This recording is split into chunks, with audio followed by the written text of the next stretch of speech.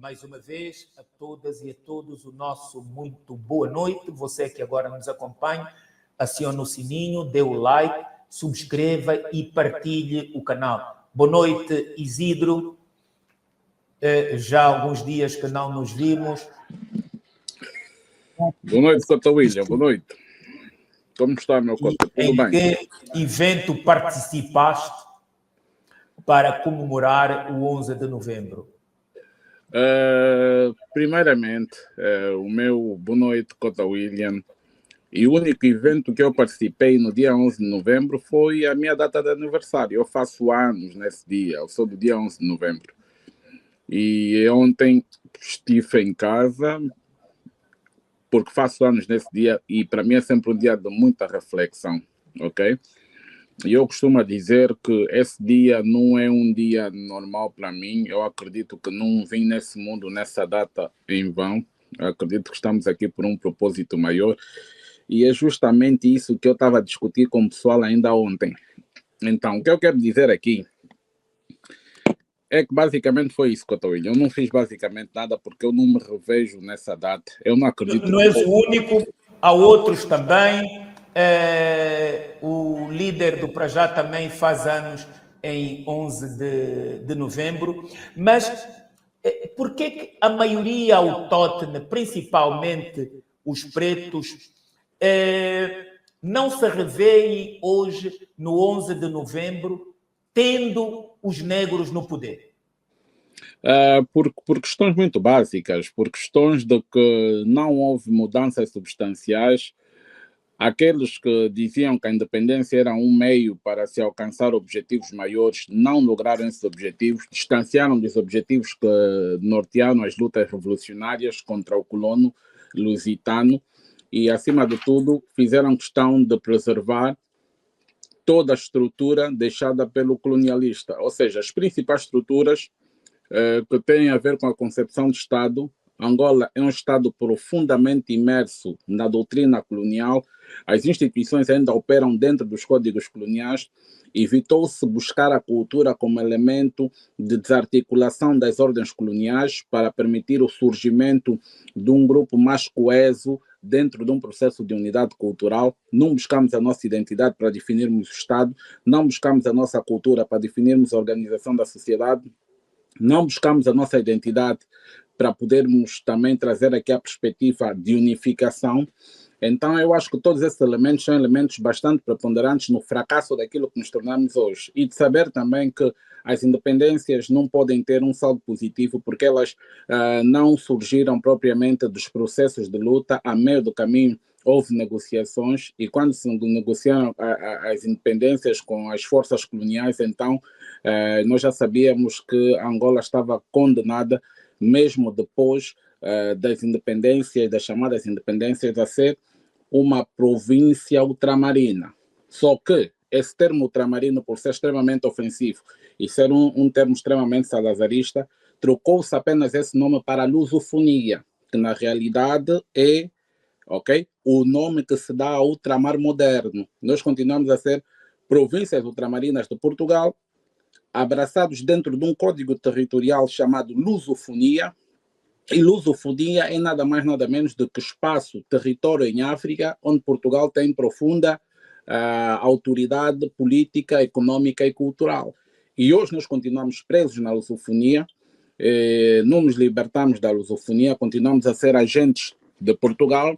A própria Constituição do Estado angolano, a própria Carta Magna do Estado, nos diz por que nós temos um país aportuguesado e a própria Constituição ainda privilegia a questão cultural colonial e nos mantém presos nos ditames lusotropicais. Nós continuamos nos processos lusotropicais, nas áreas da cultura principalmente, porque é importante nós sabermos que o elemento que foi mais negligenciado chama-se cultura, porque cultura tem a ver com a identidade. Só com a preservação da cultura colonial, da cultura portuguesa, essa preservação é que permite o contacto permanente entre Angola e Portugal, mesmo no plano pós-independência, porque Portugal continua em Angola por via da dilatação cultural. E essa dilatação cultural é processada dentro do sistema de educação, é processada dentro do sistema cultural, que continua a valorizar excessivamente o patrimônio cultural português, mostrando claramente que o projeto luso-tropicalista nunca cessou. Então, acho que são esses elementos que são muito importantes para a discussão, para nós definirmos se realmente há independência em Angola. Não há independência em Angola, não houve independência em Angola. É impossível eu, Isidro Fortunato, festejar uma independência que não existe, porque durante a colonização, Angola já foi o maior exportador. Durante a época colonial, vamos ver, Angola já foi o maior exportador de sisal, o maior exportador de algodão, o maior exportador de café do mundo e de banana e etc. Vamos a falar de exportador, ok? Já abastecia grandes demandas a nível internacional. Mas se tu notares hoje, Cota William, Angola, depois da independência, Angola simplesmente não produz nada.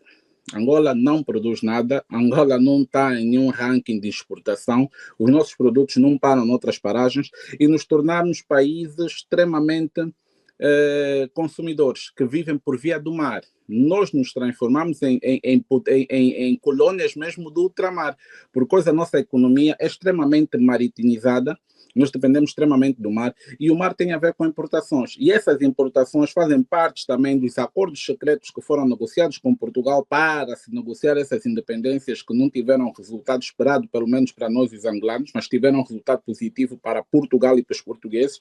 Nós temos uma economia extremamente maritimizada. Quer dizer, a nossa comida hoje vem do mar, tudo vem do mar, e nós perdemos a capacidade de produção. Isso, para além de representar uma grande dimensão daquilo que são os problemas de saúde pública e etc. e outros, devido à ausência de estruturas de fiscalização dos produtos que são importados, produtos muitas vezes que são como cesta básica e outros produtos. Isso aqui é um problema que nós vivemos. Quer dizer, depois das independências, nós não produzimos absolutamente nada, deixamos de produzir, já não somos exportadores de nada. Significa que a independência não serviu os propósitos do povo angolano, mas claramente serviu os propósitos de Portugal. Porque se há país que até hoje se beneficia da corrupção em Angola, se beneficia dos problemas de Angola, é justamente Portugal. Se nós vemos qual é o país que sempre legitima as fraudes eleitorais cometidas pelo MPLA, é sempre Portugal o primeiro país. Então nós devemos entender que Angola é o que é, porque há acordos que existem entre o MPLA e Portugal, Portugal é o maior beneficiário da corrupção em Angola. Existem acordos entre o MPLA e Portugal até hoje, porque Portugal é o espaço tampão de Angola, de legitimidade da ditadura de Angola para o resto do mundo. Portugal é que dá certa legitimidade ao lado de países europeus e ao lado da comunidade internacional. Portanto, não há nada para se festejar a independência, não há nada, absolutamente nada. O governo de João Lourenço tem sido um autêntico fracasso. Conseguiu transformar um aeroporto internacional num aeroporto doméstico para voos interprovinciais, e é extremamente vergonhoso aquilo que nós vivemos hoje. Aquilo que se fez em pompa e circunstância com relação ao Largo do Quinaxis é louvável. A volta da estátua da Ginga Mbandi naquele espaço é louvável, mas mesmo historicamente precisamos de ver alguns aspectos que são extremamente cruciais para nós também validarmos aqui outros aspectos que eu prefiro nem conversar sobre isso agora, mas é preciso dizer que o governo de João Lourenço está a falhar desde 2017, não apresenta resultados aos angolanos. Os angolanos vão a caminho de 10 anos, nesse momento, com João Lourenço, a viver na extrema pobreza, na extrema penúria, e cada vez menos a independência consegue ter algum significado aplicável na vida de cada um. É que a independência não resultou em melhorias substanciais na vida. Há pessoas, quando nós notamos que existem pessoas a fazer comparações do estado atual do país com o tempo colonial, então nós sabemos que as independências foram uma grande falha, mas uma falha autêntica, porque o que eu mais vejo são mais velhos a dizerem que no tempo colonial era melhor, a educação no tempo colonial era melhor, e estamos a falar de um tempo em que havia um sistema de segregação baseado nas políticas de estratificação social, políticas raciais extremamente ativas. Estávamos a falar na era dourada do próprio lusotropicalismo enquanto sistema de dilatação cultural daquilo que é o pensamento colonial.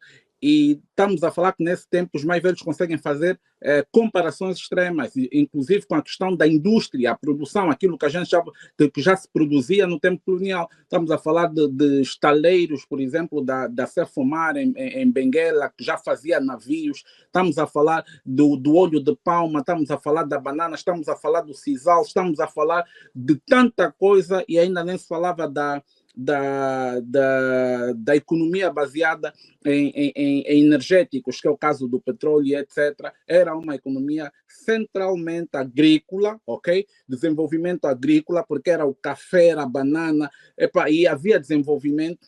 Envolvidos 50 anos de MPLA, esse desenvolvimento todo foi basicamente desarticulado, foi destruído. Não há desenvolvimento sustentável. Não conseguimos ter uma ideia de como pensa o angolano atualmente, porque nós não conseguimos ver o angolano. A educação é extremamente deficitária, é uma educação de boletas. É a educação que permite a dilatação do próprio analfabetismo, que permite o já vamos continuar, e a Isidro, controlar as massas.